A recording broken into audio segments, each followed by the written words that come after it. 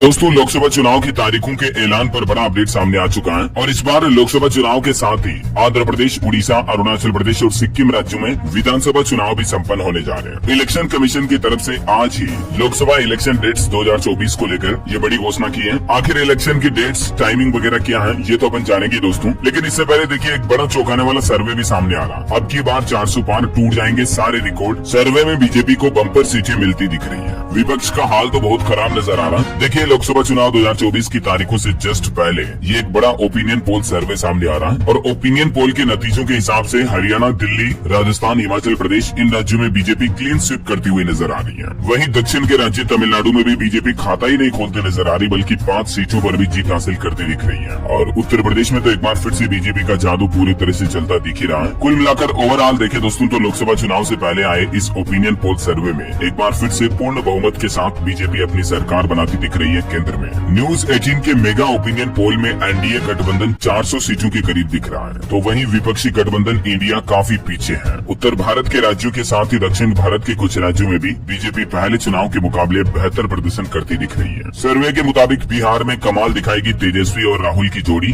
या खिलेगा कमल। ताजा सर्वे का क्या आंकड़ा है देखिए जरा। तो बिहार में भी 40 में से 38 सीटों पर बीजेपी जेडीयू गठबंधन की सरकार बनती नजर आ रही है। कुल 518 सीटों में से 394 यानी लगभग 400 से नजदीक या 400 पार सीटें इस बार लोकसभा चुनाव में भारतीय जनता पार्टी जीत सकती है। तो ये तो ताजा ओपिनियन पोल मैंने आपको बता दिया। और वहीं चुनाव की तारीखों के ऐलान की बात करें दोस्तों तो लोकसभा इलेक्शन 2024 की डेट्स कल अनाउंस कर दी जाएगी। कल दोपहर 3 बजे चुनाव आयोग की तरफ से पूरा शेड्यूल जारी हो जाएगा और आचार संहिता भी लागू हो जाएगी। उत्तर प्रदेश में तो देखिए अभी आचार संहिता लागू होने से पहले ही चुनाव आयोग ने संबंधित दिशा निर्देश जारी कर दिए। सरकारी कार्यालयों में नहीं लगेगी जीवित राजनीतिज्ञ, किसी भी नेता प्रतिपक्ष की फोटो, यहाँ तक कि घरों पर भी लोग बाग अपनी चुनावी पार्टियों के 3 झंडे लगा सकेंगे और हथियारों को पास के थाने में जमा कराना होगा। ये कुछ आचार संहिता के महत्वपूर्ण नियम लागू होने जा रहे हैं। आज भी प्रधानमंत्री नरेंद्र मोदी ने तमिलनाडु के कन्याकुमारी में जनसभा की और बोले कि तमिलनाडु में भाजपा का प्रदर्शन इस बार डीएमके और कांग्रेस के इंडी गठबंधन का सारा घमंड तोड़ देगा। देखा जाए तो दोस्तों आपको बता दूंगा, इस बार लोकसभा चुनाव में प्रधानमंत्री काफी ज्यादा मेहनत कर रहे हैं। रोजाना अलग अलग राज्यों का दौरा करना, कई लाखों करोड़ रुपए की योजनाओं का लोकार्पण, शिलान्यास कर दिया अभी ये कुछ दिनों के दौरान ही। एलपीजी के सिलेंडर भी 100 रुपए सस्ता कर दिया। आज पेट्रोल डीजल में भी 2 रुपए की कटौती की। तो सरकार लोकसभा इलेक्शन में लोगों को साधने के लिए तो पूरे प्रयास कर ही रही है। और पॉलिटिक्स से एक और बड़ी खबर देखिए, यूट्यूबर मनीष कश्यप ने भी लोकसभा चुनाव लड़ने का ऐलान किया। तेजस्वी यादव को गले लगाने के लिए तैयार है। बिहार में मनीष कश्यप भी इस बार चुनाव लड़ सकते हैं। बहरहाल ये तो वक्त ही बताएगा दोस्तों की कौन सी राजनीतिक पार्टी कितने गहरे पानी में है और लोगों का विश्वास कितना जीत पाती है। इलेक्शन से जुड़ी तमाम बड़ी खबरें और मुख्य समाचार देखते रहने के लिए आप चैनल को सब्सक्राइब करके बेल आइकन दबा देना। इस वीडियो को लाइक और शेयर जरूर करना। जय हिंद, जय भारत, वंदे मातरम।